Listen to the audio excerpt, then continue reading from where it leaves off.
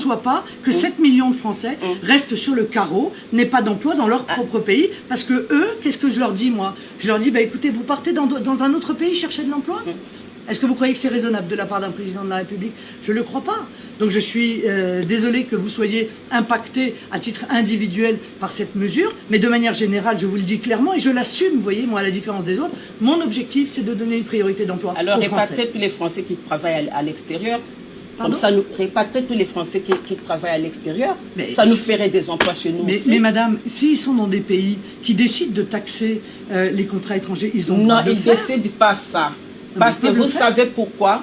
Parce que ce que vous décidez là, ce n'est pas bien, madame. Ah bon? Pourquoi? J'ai vécu en France, 25 ans en France, même si je n'ai pas la nationalité française. Mais je suis là, je suis intégrée. Vous allez me parler de la politique des Chinois. Mais je n'ai rien contre vous. Moi, je ne vous critique pas, je ne dis pas que vous n'êtes pas intégré. Manifestement, vos enfants ont un parcours. Oui, mais abandonnez cette politique-là, madame. Je suis chargée des 7 millions de chômeurs français. C'est ça ma responsabilité. Et pas de moi. Non, moi, en effet. Parce que vous avez un autre pays, quelque part. Vous voyez, moi, mes Français à moi, ils ont un seul pays. Ils ne peuvent pas aller ailleurs pour travailler. Non, ils n'ont pas un seul pays. Ils sont nombreux partout, madame. Vous savez, madame, moi, je ne peux pas dire... l'immigration, ce n'est que l'échange de la culture. Mais madame, je ne peux pas dire, moi, aux Français, allez donc travailler à l'étranger, parce que moi, président de la République, je ne mettrai pas en place les conditions pour que vous puissiez trouver un emploi dans votre pays. Depuis le monde, c'est comme ça, madame. Voilà. Les Français vont aller ailleurs, ailleurs vont venir en France, c'est comme ça. Depuis que le monde est monde, c'est comme ça, madame. C'est comme ça, madame. Essayez de revoir votre politique, madame. Non, je ne crois pas. Vous savez, les enfants là. Madame Le Pen, justement, vous parlez de la France c'est votre pays, n'est-ce pas? La France est un grand pays, n'est-ce pas? Vous êtes d'accord avec moi? Bien entendu. Mais qu'est-ce qui fait la richesse de la France, justement? C'est la diversité, madame. Non, c'est la diversité. Non, mais madame, ce qui fait la richesse de la France, c'est sa culture, c'est son histoire, c'est son peuple, c'est son patrimoine architectural, littéraire, musical, ce sont ses chercheurs, c'est son génie, c'est sa puissance internationale, c'est tout cela qui fait, encore une fois, la France. Mais justement, lorsque vous parlez d'international, je vais vous prendre d'exemple, justement ce qui fait la grandeur de la France. Vous avez parlé de la culture. La culture, elle est quoi? Elle est mixte, cette culture française. Non, madame, la culture française, c'est la culture française. Ça, c'est M. Macron qui pense qu'il n'y a pas de culture française, qu'il n'y a qu'une espèce de mélange. Non, non, la culture française, c'est la culture française. Mélange. Et moi, j'ai envie de vous dire pourquoi vous... Vergogna. I responsabili, Emmanuel Macron, sono quelli che hanno bombardato la Libia perché gli dava fastidio che l'Italia avesse un rapporto privilegiato in campo energetico con Gheddafi, esponendoci al caos migrazione nel quale ci troviamo.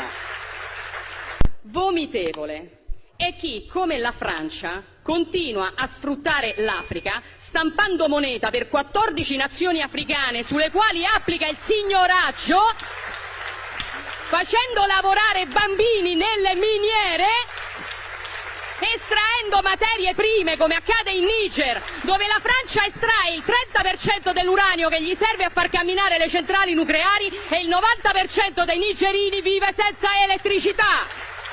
Non ci venire a fare lezioni, Macron, perché l'Africa scappa da voi e la soluzione non è spostare gli africani in Europa, è liberare l'Africa da certi europei. Non accettiamo lezioni. Chiaro?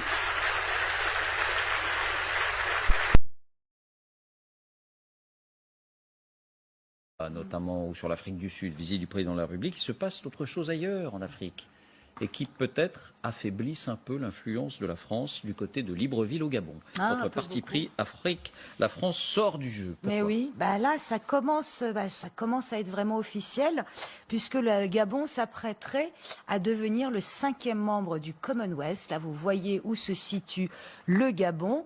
Et deviendrait, dans ce cas-là, s'il intègre le Commonwealth, donc l'organisation économique, comme vous voyez, voilà les 53 membres du Commonwealth, et deviendrait le 3e État non anglophone à intégrer le Commonwealth, Mozambique en 1995 et le Rwanda justement en 2009. Et c'est franchement révolutionnaire, ce n'est pas encore officiel.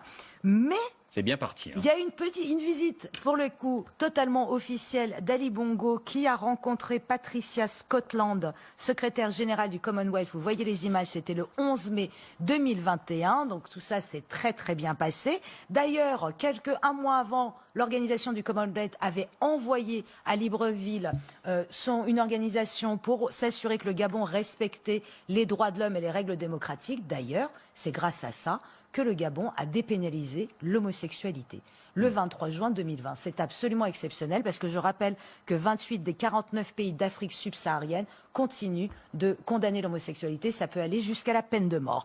Et il a même rencontré Boris Johnson. Donc là, ça commence à faire beaucoup, beaucoup. Tout ça se passait le 11. Là, vous le voyez, il a été victime d'une attaque cérébrale, d'où la canne. Ça a été caché pendant des mois. Il s'est fait soigner à Rabat, il est en convalescence à Rabat. Et donc, après ça, tout ça se passait le 11 et le 12 mai 2021. Et hier, le porte-parole de la présidence, on va l'écouter. Voilà ce qu'il nous dit. Le Commonwealth est une famille, une grande famille de 54 États qui interagissent, et c'est un point important, sur un principe d'égalité et de respect réciproque, notamment sur leur souveraineté nationale. À l'heure où je parle, je peux dire que le Gabon est en très bonne voie pour adhérer à l'organisation du Commonwealth. Oui, parce qu'on se demande pourquoi. Pourquoi le Gabon Écoutez, pour plusieurs raisons. D'abord, ça fait 10 ans. C'est-à-dire que Ali Bongo, le fils de Mar Bongo, qui a présidé au destin du Gabon de 67 à 2009 jusqu'à sa mort, aidé en cela par la France, ça fait 10 ans qui regarde du côté du Commonwealth. Pourquoi? Parce qu'il regarde du côté du Rwanda. La réussite économique fulgurante du Rwanda, c'est dû aussi au dynamisme anglo-saxon. C'est l'ouverture de nouveaux débouchés. Ali Bongo regarde beaucoup du côté de Singapour, de l'Inde, du Brésil. Donc il y a de toute façon, il suffit de regarder la carte. Les pays du Commonwealth sont beaucoup plus dynamiques économiquement que les anciennes colonies françaises. C'est une réalité, vous pouvez faire des tours et des tours, c'est une réalité. Et il y a une explication, dès 2012,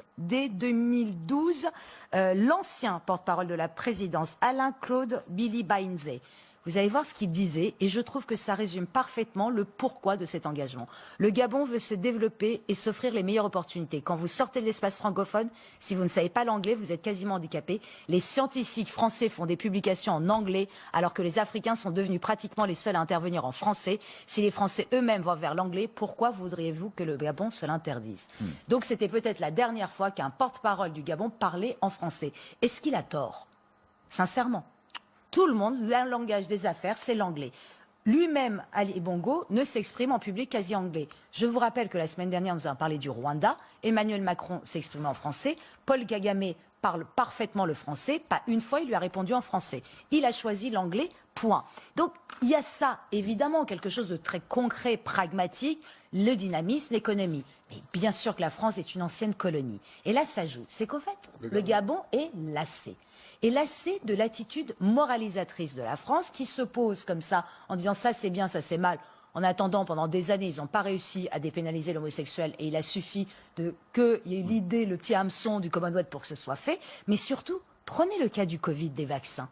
La France n'a pas d'envoyer une dose. Ce sont les Chinois qui ont envoyé les doses. Là, vous voyez l'arrivée des vaccins chinois et les Russes, juste derrière, ils ont signé. Le Gabon se fait vacciner à 100% par les vaccins chinois et russes. Qui ne soient pas efficaces, qu'importe, le symbole est là. La France moralisatrice, mais incapable d'envoyer des vaccins. Pire, le Gabon ambitionne de faire du tourisme de conférences et de sport. Pour ça, elle a besoin d'hôtels et d'infrastructures.